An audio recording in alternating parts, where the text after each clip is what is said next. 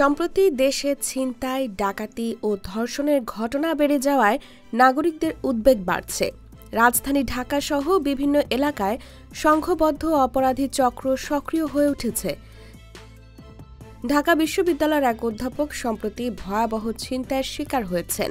15 জানুয়ারি রাত 10টার দিকে টেকনিক্যাল মোড় থেকে সিএনজি নিয়ে ক্যাম্পাসে ফেরার পথে গণভবনের সামনে ছিনতাইকারীরা তাকে আক্রমণ করে। অধ্যাপক জানান, সিএনজি চালক গাড়ি থামিয়ে ইঞ্জিনের ত্রুটির কথা বলেন। ঠিক তখনই 3 জন অপরিচিত ব্যক্তি জোরপূর্বক গাড়িতে ওঠে। তাদের একজন গলায় চাকু ধরে হুমকি দেন, চিৎকার করলে মেরে ফেলব। তারা তার মোবাইল ও ব্যাগ ছিনিয়ে নেয় এবং 5 লাখ টাকা দাবি করে। অধ্যাপক বাধ্য হয়ে আত্মীয়কে ফোন করেন, 45,000 টাকা বিকাশ করেন। পরে পরিচয় জানার পর ছিনতাইকারীরা তাকে স্যার বলে সম্বোধন করে এবং সংসদ ভবনের সামনে নামিয়ে পালিয়ে যায়। অধ্যাপক থানায় মামলা করেছেন, তবে এখনও কেউ গ্রেফতার হয়নি। পুলিশ জানিয়েছে অপরাধীদের শনাক্তের কাজ চলছে।